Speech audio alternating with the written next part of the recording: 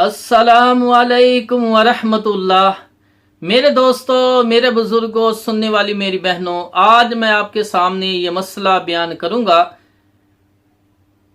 کہ علم غیب کے متعلق صحابہ کا کیا عقیدہ تھا۔ تو میرے بھائیوں، اس مسئلے میں صحیح بخاری کتاب التوحید کے اندر حدیث نمبر ہے 7380۔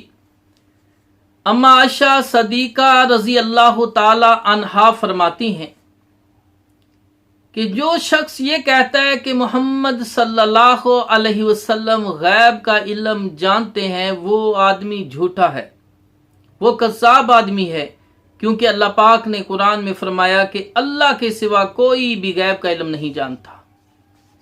میرے بھائیو، حضرت عائشہ صدیقہ رضی اللہ تعالی عنہا نے اس بات کی نفی کی کہ محمد صلی اللہ علیہ وسلم غیب کا علم نہیں جانتے، یعنی اللہ کے علاوہ کوئی بھی غیب کا علم نہیں جانتا۔ اللہ کے علاوہ کوئی غیب کا علم جانتا ہوتا تو محمد صلی اللہ علیہ وسلم کو اللہ نے یہ علم عطا کرنا تھا۔ تو عائشہ صدیقہ رضی اللہ تعالی عنہا نے رسول اللہ صلی اللہ علیہ وسلم کے علم غیب کی نفی کر دی، کیونکہ آپ نے اللہ کے رسول کے ساتھ زندگی گزاری، آپ پر تہمت لگی، ہاتھ گم ہوا اور دیگر واقعات ہوئے، اور یہ سارے حضرت عائشہ صدیقہ رضی اللہ تعالیٰ نے دیکھے، اللہ کے رسول کی زندگی کو دیکھا، جو ان کے ساتھ معاملات ہوئے، اور اب کا قرآن پڑھا، نبی کے فرامین سنے، تو آخر میں نتیجہ کیا اخذ کیا کہ جو شخص کہتا ہے محمد صلی اللہ علیہ وسلم غیب کا علم جانتے ہیں، وہ آدمی جھوٹا ہے، کذاب ہے۔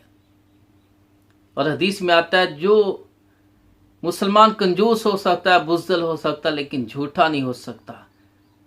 مسلمان جھوٹا نہیں ہو سکتا۔ فرمایا جو کہتا ہے محمد صلی اللہ علیہ وسلم غیب کا علم جانتے ہیں، وہ جھوٹا آدمی ہے، وہ قرآن کا انکار کرنے والا ہے۔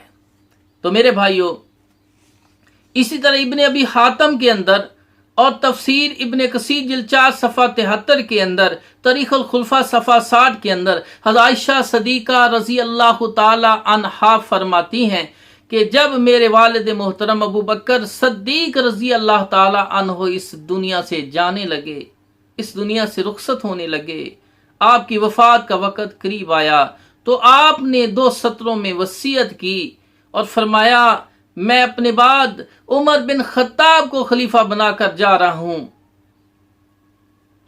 اگر وہ عدل کریں تو بہت اچھا ہے، میرا گمان بھی اس کے متعلق یہی ہے، اگر وہ ظلم کرے یا کوئی تبدیلی کرے تو میں غیب کا علم نہیں جانتا۔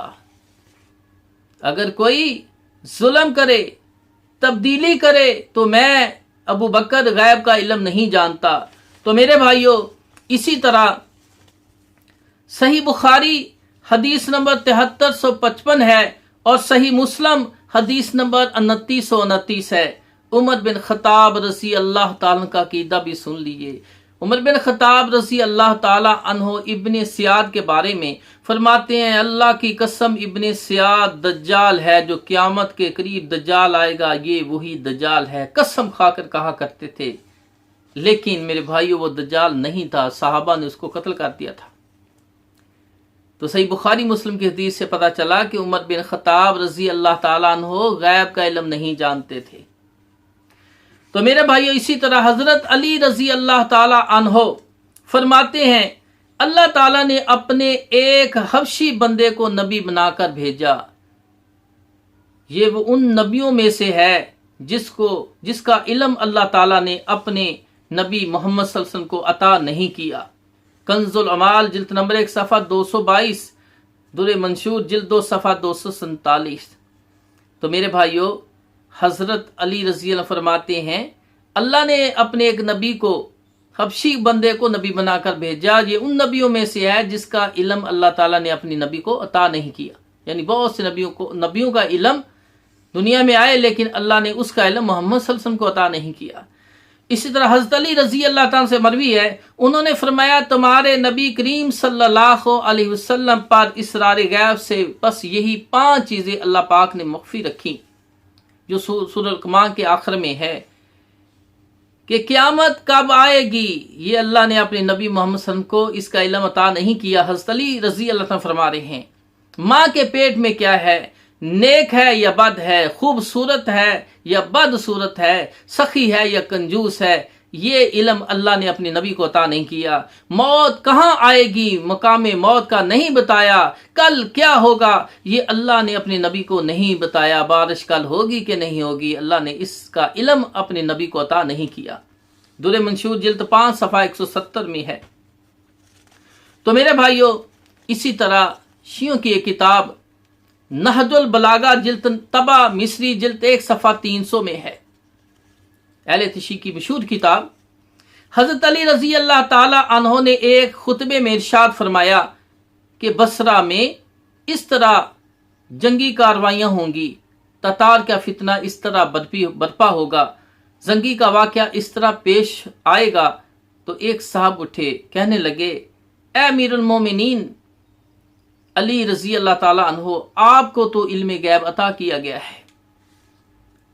حضرت علی رضی اللہ تعالیٰ عنہ ہنس پڑے اور اس شخص سے فرمایا، اے قبیلہ بنو کلب کے نوجوان، یہ علم غیب نہیں ہے، علم غیب تو یہ ہے کہ قیامت کب آئے گی،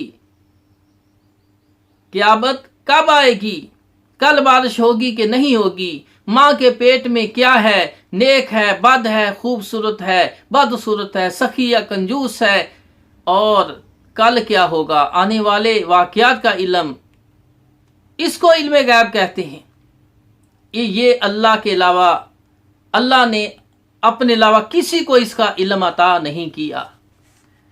تو میرے بھائیو، اسی طرح حضرت عبداللہ بن مسعود رضی اللہ تعالی عنہ فرماتے ہیں، تمہارے نبی محمد صلی اللہ علیہ وسلم کو غیب کے خزانے عطا کیے گئے تھے، مگر 5 امور کا علم اللہ تعالیٰ نے اپنے نبی محمد صلی اللہ علیہ وسلم کو بھی عطا نہیں کیا، جو سورہ لقمان کے آخر میں ہے کہ قیامت کب آئے گی، کل بارش ہوگی کہ نہیں ہوگی، ماں کے پیٹ میں کیا ہے، اور موت کہاں آئے گی۔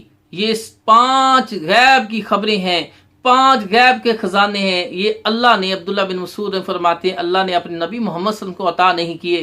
مسند احمد جلد 4 صفحہ 438 میں ہے۔ تو میرے بھائیو، صحابہ کا عقیدہ آپ نے سن لیا کہ وہ صحابہ جانتے تھے، رب کا قرآن پڑھ کے، نبی کی احادیث سے سن کے، کہ اللہ کے علاوہ کوئی بھی غیب کا علم نہیں جانتا۔ اس کائنات میں نہ نبی غیب کا علم جانتے تھے، نہ فرشتے غیب کا علم جانتے تھے، نہ جنات غیب کا علم جانتے تھے، نہ صحابہ غیب کا علم جانتے تھے، اور نہ بعد والے اولیاء اللہ۔ اللہ کے علاوہ یہ علم غیب اللہ کی خاص صفت ہے۔ اللہ تعالیٰ سے دعا ہے اللہ میں صحیح کتاب و سنت اور صحیح احادیث پر عمل کرنے کی توفیق عطا فرمائے، اور اس کے مطابق عقیدہ بنانے کی توفیق عطا فرمائے۔ وآخر دعوانا ان الحمد للہ رب العالمین۔